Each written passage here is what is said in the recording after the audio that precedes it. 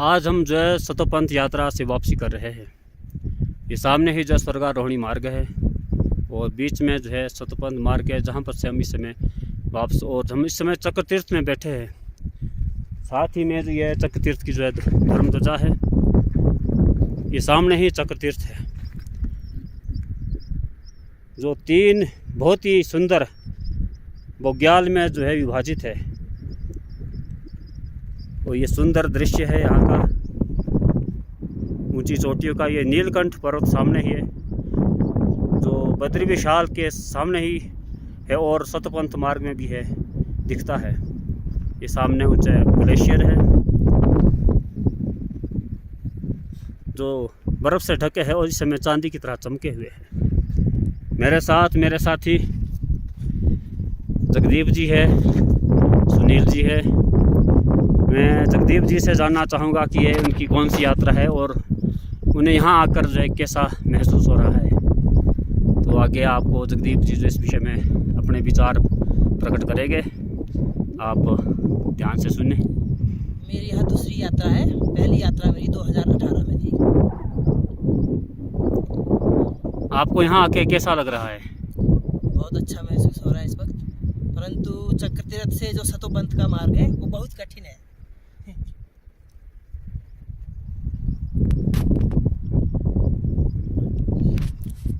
और क्या आप बताना चाहेंगे यहाँ के बारे में कि आप यहाँ आना चाहिए, नहीं आना चाहिए? नहीं, बिल्कुल आना चाहिए, पर पहले अपने आप को इस तरह प्रिपेयर करना होगा कि आप यहाँ पर हाइट में ऑक्सीजन बहुत कम होता है, जैसे सांस लेने में प्रॉब्लम आती है। तो थोड़ा अपने आप को पहले, इनका बोलने का मतलब ये है कि यहाँ आने से पहले जो अपना मेडिकल चेकअप अवश्य करवा ले, कोई बीपी की समस्या ना हो, चलने में आपको कोई दिक्कत ना हो। इनका बोलने का उद्देश्य यही है। तो अगले हमारे साथ जो हमारे साथी जो सुनील जी है, मैं जानना चाहूँगा कि इनकी हमारे साथ वैसे तो पहली यात्रा है, फिर भी खुद अपने मुखार बिंद से कहेंगे कि ये इनको यहाँ आके जो कैसा। जय बद्री विशाल जी। जय बद्री विशाल। मेरा नाम सुनील शर्मा है और मेरी ये यात्रा जो सतोपंथ की है वो पहली यात्रा है। पहला अनुभव है ऐसा, पहली यात्रा की है हमारे जुलेश्वर महाराज की। वो भी टफ है थोड़ी, पर ये कुछ ज़्यादा टफ है। और ये जो अपनी चढ़ाई लगती है चक्र तीर्थ से लेके, ये थोड़ी ज़्यादा टफ है। यहाँ पे थोड़ी दिक्कत आती है, ऑक्सीजन की भी दिक्कत है। और यहाँ से आके जो है सतोपंथ के लिए भी थोड़ा थोड़ा मतलब सीधा सीधा है, ऐसा नहीं है, मतलब है थोड़ी टफ है। ग्लेशियर के बीच से जाना पड़ता है, थोड़ा सा दिखाएंगे तो।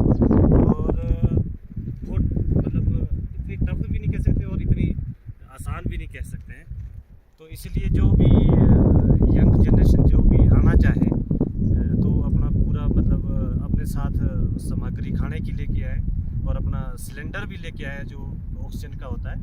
और बाकी तो आवश्यकतानुसार जो भी सामग्री है वो जरूर लेके आए। अपना मेडिकल चेकअप जरूर करा के आए यहाँ पे, और यात्रा पे जरूर आए। बिल्कुल बहुत अच्छी यात्रा है। और जो इसके अंदर हमने सतोपंथ का जो ताल देखा है वो तो क्या वो का दृश्य है, मनोहर दृश्य है। जय बद्री, जय बद्री विशाल जी।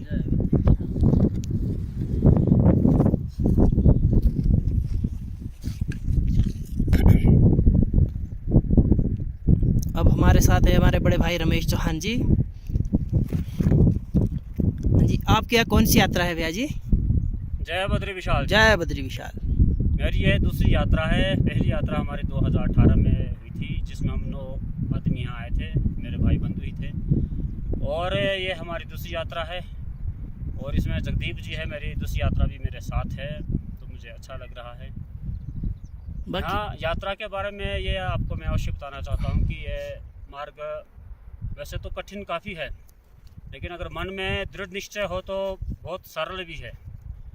आपको नारायण और भगवान का ध्यान करते हुए, बद्री विशाल का ध्यान करते हुए आगे चलते रहेंगे तो आपको ये मार्ग बहुत ही जो है अच्छा लगे, कोई कठिनाई आपको महसूस नहीं होगी। इस समय हम चक्र तीर्थ में धर्म ध्वजा के पास है और ये सामने ही चक्र तीर्थ है। कहा जाता है कि यहाँ पर पांडवों में जो अर्जुन थे, उन्होंने यहाँ घोर तपस्या करके पाशुपत अस्त्र प्राप्त किया था भगवान शिव से, और स्वर्गारोहणी यात्रा के दौरान उन्होंने यहीं पर जो है प्राण त्याग दिए थे। ये स्वर्गारोहणी जो यात्रा है, यह हमें जहाँ तक शास्त्र में इसका वर्णन मिलता है, पांडवों से ही मिलता है कि पांडवों की अंतिम यात्रा जो है है सतोपंथ यात्रा थी, स्वर्गारोहणी यात्रा थी। कहा जाता है कि माणा के पास बद्रिकाश्रम से 4 किलोमीटर आगे यह यात्रा प्रारंभ होती है। वहाँ भीमकुल के साथ ही जो माता द्रौपदी ने प्राण त्यागे थे। उसके बाद आगे लक्ष्मी बनाता है, वहाँ नकुल ने प्राण त्यागे थे। और सहस्त्रधारा बीच में जो वहाँ सहदेव ने प्राण त्यागे थे, चक्र तीर्थ में अर्जुन ने, और सतोपंथ में जो है भीम ने अपने प्राण त्यागे थे। स्वर्गारोहणी तक जो युधिष्ठिर ही सशरीर गए थे, ऐसा कहा जाता है। यह यात्रा मैं आपको बताना चाहूँगा कि चक्र तीर्थ तक तो बहुत आसान है, ये आसान यात्रा है। चक्र तीर्थ के आगे थोड़ा सा अगर दृश्य दिखाएंगे तो ऊपर खापड़ है, इसमें रास्ता तो है ही नहीं है। पत्थर पे एक पत्थर से दूसरे पत्थर पर छलांग लगानी पड़ती है, और नीचे ग्लेशियर है, पानी बह रहा है, थोड़ा इसमें बड़े ध्यान से चलना पड़ता है। यह 3.5 किलोमीटर की यात्रा थोड़ी सी दुर्लभ है, लेकिन कहा जाता है कि सतोपंथ की यात्रा स्वर्गारोहणी यात्रा में जो है कदम कदम पर जो है इंसान को जो है इतना फल मिलता है कि जिसका ब्रह्मा जी भी अपने मुखारबिंद से वर्णन नहीं कर सके हैं। सतोपंथ में स्नान का क्या महत्व है? सतोपंथ में कहा जाता है कि यहाँ त्रिकोण रूप में जो है जो सरोवर है, ये इस धरती पर, भारतवर्ष में ही इस धरती पर जो है एक पवित्र, सबसे पवित्र स्थान कहा जाता है। और यहाँ एकादशी को ब्रह्मा विष्णु महेश इस सरोवर के तीनों कोणों में जो है स्नान करते हैं, इसलिए इसकी महानता और भी बढ़ जाती है। और त्रिदेवों के स्नान के बाद सभी देवता जो है स्नान करते हैं, ऐसा शास्त्रों में वर्णित है।